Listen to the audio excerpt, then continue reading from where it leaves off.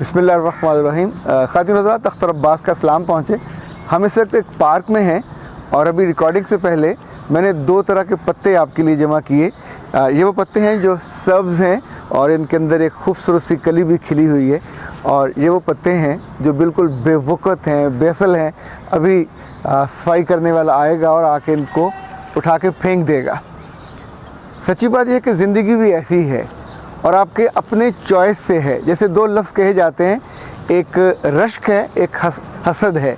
यानी जो रश्क है वो आमतौर पर ज़िंदगी को इस तरह का बनाता है, खुशनुमा, खूबसूरत, आपके दिल को आसूदगी और एक राहत होती है किसी दूसरे को देखकर, उसका इल्म देखकर, उसकी खूबसूरती देखकर, उसका फ़हम देखकर, उसकी इज़्ज़त देखकर। लेकिन जो हसद है ये ज़ालिम ऐसी बुरी चीज़ है कि इंसान की सारी नेकियों को खा जाती है। हसद के बारे में कहा जाता है कि ये सूखी लकड़ियों को जलाने की तरह, ये इतना ज़ालिम है कि आपको भरी जवानी में मार देता है। अल्लाह के रसूल सल्लल्लाहु अलैहि वसल्लम से एक रिवायत की जाती है कि मेरी उम्मत के बहुत से लोग हसद से और बुरी नज़र की वजह से मरेंगे। हसद का जो सबसे बड़ा कमाल होता है, ये आपकी खुशी छीन लेता है। हसद आपके दिल को मार देता है। हसद आपके अंदर आगे बढ़ने का जज्बा भी मार देता है।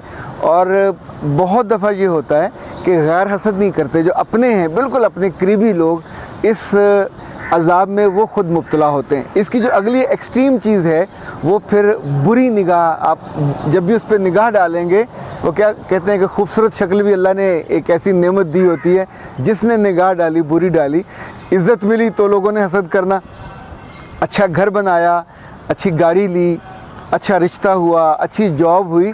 अच्छा, ये हसद वो है जिसमें आपका कोई कसूर नहीं है, लेकिन दूसरा जल जल के अपने आप को बर्बाद कर लेता है। फिर जाके लोग काला जादू करवाते हैं, और जादू से आप सोचिए कि जो रिश्ते मरते हैं, जिस्म को तकलीफ़ होती है, रूह को तकलीफ़ होती है, आप उसमें से करना क्या चाह रहे हैं। आप सबसे पहले अगर रब को मानने वाले हैं, अल्लाह और रसूल को मानने वाले हैं, तो आप अल्लाह की बनाई हुई तकसीम पे एतराज़ कर रहे हैं। ये बात कहना बहुत आसान है, लेकिन सच्ची बात यह है कि उसको मानना, और जब आप इसको देखते हैं तो आपको ज़्यादा दुख और अफसोस होता है। आप अंदाज़ा कीजिए कि हसद का जो बहुत बड़ा मरकज़ और महवर है वो सगे बहन भाई है। बहन बहन से हसद कर रही है, भाई भाई से हसद कर रहा है, चचा भतीजे से, भतीजा चचा से। यानी वो रिश्ते जो खुशी देने वाले हैं, वो रिश्ते जो आपकी राहत का बायस हो सकते हैं, वो रिश्ते जो आपकी मजबूती का बायस हो सकते हैं, हसद करने के बाद आप अपने आप को उन रिश्तों की देखें। जब आपकी निगाहों में अगले की इज़्ज़त नहीं है, उसके लिए चाहत नहीं है, उसकी खुशी पे, उसकी वुसअत पे आप माशाल्लाह भी कहने पे तैयार नहीं हैं, और उसको देखते हैं, उसकी किसी भी नई चीज़ को दुख से देखते हैं, तकलीफ़ से देखते हैं, तो वो दुख जन्म कहाँ लेगा, आपके दिल में जन्म लेगा। वो दुख आपकी रूह को बीमार कर देता है। उस दुख की, उस हसद की कीमत कोई और नहीं अदा करता, आप अदा करते हैं, फिर आपके प्यारे अदा करते हैं। जब किसी के आने पे, किसी के जाने पे, किसी के देखने पे अपने दुखी होना है, तो जो आपके आसपास के लोग हैं वो भी उस दुख का हिस्सा बन जाते हैं। यानी बजाय इसके कि लोगों को हम राहत देने का बायस बने, उनके लिए, उनकी खुशी में, उनके सुख में, आप सोचें, आप हसद करेंगे, उसकी नेमतें छिन नहीं जाएंगी, पर आपसे आपकी नेमतें छिन जाएंगी। सबसे बड़ी नेमत यह है कि मेरा रब आपसे शुक्रगुजारी छीन लेगा। सबसे बड़ा जो सज़ा आपको मिलती है वो रिश्ते, जब आपकी आंखों में मोहब्बत नहीं है तो आगे से आपके लिए मोहब्बत ख़त्म हो जाती है। लोग हासिद का नाम रखते हैं, लोग हासिद से मिलना नहीं चाहते, लोग हासिद को बुलाना भी नहीं चाहते, लोग हासिद के साथ बैठना भी नहीं चाहते।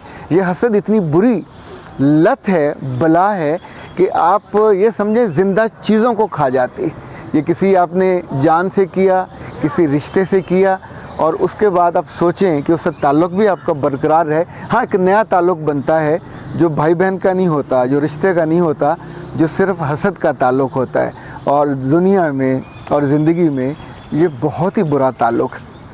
आप में से जिसने कभी इस ताल्लुक़ को बना के देखा है, बढ़ावा दे के देखा है, इसको परवान चढ़ाया है, इसको पानी दिया है, इसको साया दिया है, ज़रा अपने दिल से पूछ के देखिए कि हसद कभी आपके सुख का बायस बना, कभी आपकी खुशी का बायस बना, कभी आपकी इज़्ज़त का बायस बना? ये हमेशा आपको निगाहों से भी गिराता है। अच्छा, यहाँ तो आप अपनी खुशी से भी महरूम हुए, लेकिन सोचिए जिस ज़िंदगी में कोई साल और माह की कैद ही नहीं है, सदियों की ज़िंदगी होगी आखिरत की, उसमें उसकी सज़ा अल्लाह की निगाह से गिर के, जो कि आपने ज़िंदगी भर उसकी चीज़ों पे एतराज़ किया, उसके फ़ैसलों पे एतराज़ किया। मैं और आप होते कौन हैं जो अल्लाह के फ़ैसलों पे एतराज़ करें? वो किसी को रिस्क इतना दे दे, इससे भी ज़्यादा दे दे, किसी को बहुत थोड़ा दे, वो उसका मसला है, वो उसका फ़ैसला है। वो लोगों को ज़्यादा दे के भी आज़माता है, कम दे के भी आज़माता है। पर आप तो हसद करके अपने बुनियादी एग्ज़ाम में फ़ेल हो गए। यानी जब जब हसद करेंगे, बुनियादी जो पर्चा था ज़िंदगी का, आपने साबित किया कि मैं इस काबिल नहीं हूँ कि ज़िंदगी का बोझ मुझ पे लादा जा सके, मुझे ज़्यादा लोगों पे सरबराह बनाया जा सके, मुझे ज़्यादा लोगों के लिए उनकी रहनुमाई का फ़रीज़ा सरअंजाम दिया जा सके। तो आज यूँ समझिए, इस खूबसूरत दुनिया में, इस खूबसूरत पार्क में, इस सब्ज़े में, जहाँ इस वक्त मैं और आप खड़े इन सारे मंज़रों को देख रहे हैं, तो चॉइस आपका है। ज़िंदगी के सूखे हुए, बेअसल और नाकारा चीज़ों से उस जैसा आपने बनना है कि जो किसी की ज़िंदगी में अहमियत ना रखते हों, और एक झाड़ू की तरफ फेर के उसको ज़िंदगी से निकाल दिया जाए। या फिर आप सरसब्ज़ रहना चाहते हैं, ज़िंदगी में खुशी और खैर पाना चाहते हैं। अब मेरा रब आपको सलामत रखे और हम सब के लिए सलामती का बायस बनाए। अस्सलामु अलैकुम व रहमतुल्लाह।